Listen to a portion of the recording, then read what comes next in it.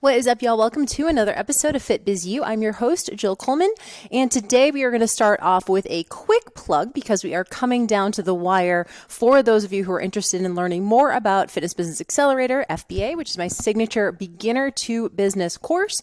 We're going to be launching in a couple months, but we're opening up the early bird registration to waitlisters very soon. So if you want to get on the interest list, there is absolutely no obligation, but you, of course, do get the information sooner. You get to enroll sooner. You get some exclusive bonuses as well as an exclusive discount. So go to jillfitfree.com/FBA-waitlist.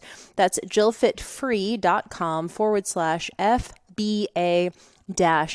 Okay, so today I want to talk about something that I have a little bit of beef with. Now, this is something that we see quite a bit in the internet business space. So if you're scrolling on Instagram or Facebook, chances are you probably see an ad at some point that is speaking to coaches, speaking to healthcare professionals, speaking to health coaches, trainers, group fitness instructors, and saying, are you making 10K months yet? Or are you at 10K a month? For some reason, it's this very just in my estimation, a sort of arbitrary number of benchmark of success is if you're an online business owner, if you have a personal brand, you should be at 10K months. Now, I don't know who decided that that was the benchmark for people getting into the space. And it's fairly arbitrary, and it's also not the best goal. I actually have a couple clients of mine actually, who have gotten fixated on this number. We've talked about it a couple times, but for some reason, I think it keeps just sort of staying in their head as a measure of success. And I understand that, you're making 10K a month, that's a six-figure plus, online business, which is amazing. And it also means that you have some predictability and some stability in your business. And I think this is one of the hardest things for newbies to the internet space to really swallow, is this pill that it's not going to feel super predictable all the time, or it's not going to feel super certain or safe every step of the way. It's not like you go to a job and you immediately start getting, a salary and you immediately start getting a paycheck every 2 weeks. There is a lot of ramp up time, which we've actually shared quite a bit on this podcast. But here's the deal. Once you even get to that point of it being a little bit more viable, things do start to feel more predictable. So in my courses, FBA, and also in Legacy, and also in my mastermind, we talk about launching, and I'm a big fan of launching. And there's a lot of sort of people talking about, do launches still work and things like this? Yes, launches will always still work. Now, if they're not working like they used to, like from launch to launch, say maybe your conversion numbers are going down or maybe your total units are going down, it's probably not because anything is wrong with the actual launch. Maybe it's that either A, you don't have any people to launch to, right? Maybe you've already exhausted everyone in your ecosystem. Maybe all of your early adopters, your warmest leads have already purchased the program. And so at that point, you might have to grow your audience. You might have to layer on some paid traffic. You might have to do some organic promotion to start growing your online platforms, to grow your email list. So it could be just a numbers thing. Second, it could be a messaging issue. So for example, a lot of times, and this is sort of like the golden age of internet business 10 years ago when I started, you didn't even really have to have great messaging. You didn't even need to really be a good marketer. You can just say, hey, I have this thing. And if people liked you, chances are they'd probably buy it. Now, of course, there's way more people. There's way more coaches. There's also way more programs and products and services. For me, 10 years ago, 12 years ago, I was oftentimes people's first purchase, like online purchase. They'd never actually worked with a distance coach before. And so now we're seeing people coming in, having done maybe half a dozen, maybe even a dozen programs. And so there's a lot more to choose from, which means that you have to become better at marketing. And you can't just rest on your laurels of I have the best certification, or I'm really smart, or I have a six-pack, or whatever it is. You have to learn business. And of course, that's why you're listening to this podcast. So when I think about all of that, the launch model still is always going to work better than evergreen for a couple of reasons. Number one, we have an urgency and scarcity prompt, right? We have an exclusivity prompt. We have prompts that get people to take action when they're sort of in a holding pattern. Now, don't get this mixed up with, coercing someone or forcing someone or anything like that. At the end of the day, it's 100% permission-based marketing all the time, which means people can have all the information. You guys know I'm really big on transparency marketing. when you give them all the information, you're saying, here is everything that you need to know to make an informed decision. So to me, marketing or sales or some of these things, it's not sleazy. It's just you making an argument or making a case, a contextual case for why your product or service is going to help them get a result. And so at the end of the day, don't take me saying, hey, we're going to force people to make a decision, meaning that, we're going to coerce them. It's putting them on the hook to decide. Now, that's extremely different than coercing someone or making someone feel bad or guilting them into purchasing something.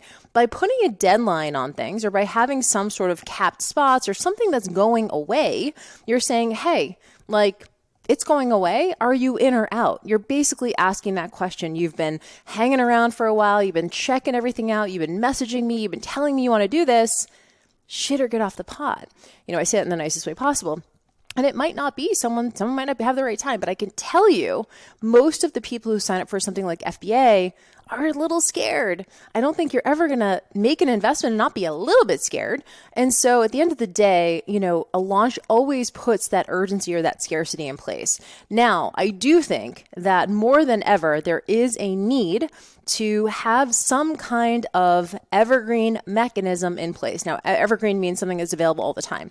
I do think that at some point in your business, you're going to want to have an evergreen machine of some kind. Now, when I say machine, I just mean what's the modality or what's the mechanism that you're using? Are we using a paid funnel? So essentially, this is called an SLO or self-liquidating offer. Are we doing something where we're sending paid traffic to a landing page, having someone opt in for something free, and then upselling them after they opt in, right? And there's a lot of tweaking that has to happen with that, and we'll talk about that more here in a second. Or do you have an evergreen high touch program, high ticket program, like maybe a one-on-one? Now, if you do, that's great. But remember, you still need to have a way to create a pipeline. Even if you're doing high ticket sales or you're doing high ticket one-on-one and that's evergreen, you still have to have a pipeline. How are you getting people on sales calls? We talk about it in FBA, like going fishing. What's your bait? What is your bait? Is your bait going to be a free, high touch, I don't know, like an audit or something, a health audit, a consultation of some kind? Are you doing live workshops where people can come and essentially, get on and talk to you? Are you doing, we talked about this quite a bit in the last episode on scaling your one-on-one, but what is the thing that's going to help you get a pipeline of people in? Because here's the deal. At the end of the day, showing up on social media every day is great, and you're definitely going to build that trust. And as your audience builds and as you stay consistent and as you stay more reliable, you will get more inquiries. I can tell you that. We sell products every single day at JillFit, evergreen products. But at the end of the day, you still have to have something in place that's going to get people to make a decision. Make them feel compelled to reach out to you for coaching. And so, yes, the launch mechanism still is, in my estimation, the best way to do this. So what that means is for you, if you just look at it like a job and you say, I want to be making 10K months, realize that internet business doesn't exactly work like that. For those of you who maybe are personal trainers or you've been personal trainer like me, there was always natural ebbs and flows, right? We always had clients maybe pause their sessions or quit their sessions around the summer, maybe around the holidays. This stuff is normal and it's scary because sometimes you're like, oh my God, 3 people quit this week. Very scary. That's why if you have a pipeline or you have some bait that's coming in or that's running in the background to get more people in, that's great. But here's the deal. If you're in a time for money service industry, there's always going to be some unpredictability. And when you fixate on, I need to be making 10K a month, to me, number one, that's arbitrary. Why 10K, right? It could be anything, it could be any number. But also sometimes in internet business, that's not how revenue works. If you're using launch model and maybe evergreen sales, chances are you're probably not, and this is the punchline of the entire episode, chances are you're not going to be at consistent 10K months in your business until you get to $30,000, $40,000, $50,000 launch months. I'm going to say it again.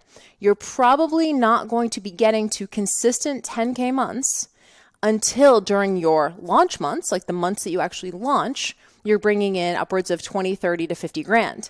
So for example, at JillFit now, at a 7-figure level, it's a little bit different, but same thing, just different number of zeros.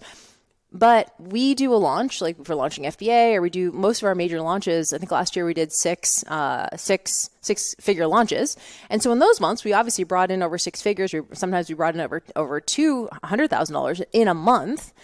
And in the months that we didn't launch, we were consistently bringing in 40 to 50 grand. And so if you think about that on a smaller scale, you're going to have launch months, and you're going to have months where you're bringing in more than 10K. Maybe you do a launch for your one-on-one. Maybe you do a launch for a group program. Maybe you do a launch for a self-paced course. And then because you have those larger months, the months that you're maybe not launching something are going to be less, but they're going to maybe be at that 10K mark. Does that make sense? So for example, like if you're doing what I tend to help my clients do, which is put in place an ascension model, which essentially says we have some products that get launched and we have other products that get maybe evergreen sales or waitlist to an application or something like that, all different types of launches. But in order to making 10K consistently, you're probably going to have some bigger months.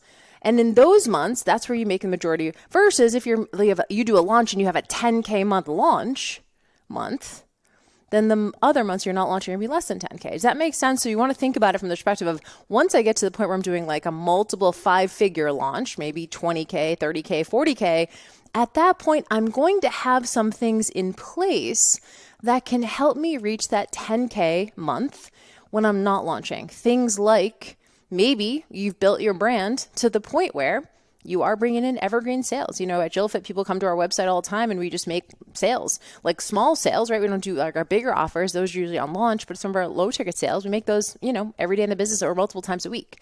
You will also have things like payment plans. If you're doing a launch, if you have a high ticket offer, you're going to have payment plans. And of course, you can have this with your evergreen offers too. So if you have a one-on-one coaching offer, you can do payment plans. We make a lot of our just like recurring revenue each month off of our financing options. But that also means you have to be launching consistently, right? Have something in place that you're launching every 3 months or every 6 months, so that you have continuous payment plans. So we have people who joined FBA like almost a year ago, like 9 months ago, and they're still paying on their 12-month payment plan. And we like that. We like to get, a good chunk of money up front because we can do stuff with that. We can invest back in the business. We can, put that into payroll. We can do bonuses, but we also like to have people on payment plans, and we also like to have sort of recurring revenue. Our goal always is probably to have like a 60-40 split. We love to have at least 60% of people doing the paid in full and maybe 40% of people doing the financing option. Now, if you have too many people doing the paid in full option and no one is taking you up on the financing, chances are your price is probably a little bit too low. You might want to increase that to maybe get some more payment plans. Again, now you have recurring revenue coming in. So when we think about 10K months, chances are, here's what I would recommend. Instead of looking at it at a monthly basis, right? How much money is coming in each month? What we do at JillFit is we look at quarters. So for us, we know, okay, let's just as an exercise for you, let's say you want to make 6 figures this year. And so you want to make $100,000. This makes way more sense to me from like a launching perspective and just like the ebbs and flows and the natural sort of unpredictability of internet business. You want to make 100K, which means divided by 4 quarters, you need to bring in about $25,000 per quarter. Now, I'm hoping that makes you have a little bit less pressure, because 30 days goes by really fast, right? Oh shit, I got to make another 10K, another 10K, every time you turn around, it's like the end of the month and where's my 10K, versus being like, okay, I have 90 days to generate $25,000. How am I going to do that? Maybe in 1 month I generate, 18 grand. Because I did a launch that month. And then the other months, maybe I'm only generating like 5 or 6K, right? But you still hit your numbers. And so remember, there's a lot of ways to get to that point, but try not to put, and in my estimation, the pressure that I see people putting on themselves to hit 10K every single month and then making it mean something if they don't, like, oh, my business is bad or it's wrong or something's happening with it. To me, look at it at a quarterly basis. And that's exactly what we do at JillFit. So I want you guys to think about this from the perspective of like just maybe considering that the 10K month to me doesn't mean anything about your business. Instead, you want to look at, am I having big enough launches so that on the months I'm not launching, I'm still bringing in revenue? Like, to me, that would be a way better mark of success and viability, is how much money am I making in the months that I'm not launching? and I'm not having to put like pedal to the metal. Like at JillFit, on the months we don't launch, like I said, we're at like 40 to 50 grand, but that's from a bunch of things, right? That's from organic sales. That's from paid traffic. We have some automations going. We have some order bumps. We have some upsells. We have some downsells. We have some payment plans. All of this kind of stuff. Like that's really, when I think about passive income, that's really what I think about. People think that passive income is like, you just put together one funnel one time and then you just go and retire on the beach. That's not what passive income is. Passive income is when you're not actively launching something that you do have some revenue coming in. And this is going to ramp up over time as your business grows. So it may be 10K, it may not be. It might be 5K, 6K, 7K. As your launches get bigger, probably your monthly receivables will also get bigger. So something to consider when you see that number. Again, I know it's nice because we like to grab a hold of it and be like, that's what I need to hit. Instead, I would like to see you do 25K a quarter. To me, that makes so much more sense and it takes the pressure off because it's not like every time I turn around, it's been 30 days. What's my revenue generating activity, my launch for this quarter? Am I launching something? Am I being an affiliate for someone? Am I doing a push for one-on-one coaching? What am I doing in this quarter? And that gives you a lot more time and space to make your launches more successful so that you have more money coming in those months that you're not launching. Hopefully that makes sense. Wanted to, because I've been seeing this quite a bit, especially at the beginning of the year, I wanted to address this and address the idea of sort of passive income. And we'll maybe make a whole separate episode on that. But hopefully this is helpful for you guys. Hit me up if you have any questions about this. You can always reach me at the FitBizU account as well as at JillFit on social. And of course, if you listen and you are if you're someone who is listening and you're a loyal listener, it would really mean a lot to me if you took just 5 seconds, 10 seconds, 20 seconds to leave a really quick review so that people know exactly what they're going to get on this podcast. And also that helps in the podcast rankings as well. If we have more ratings, if we have more reviews, then that would be great as well. So I can continue showing up for you guys. Anywhere that you listen to podcasts, you can leave a review, just a sentence or two, and leave a 5-star rating. That would be a lot. That would mean a ton to me, especially if you're listening to this on like a walk or something. You can do it right now, and I would greatly appreciate it. Thank you guys so much for being here, for your time and attention, and we'll see you on the next episode.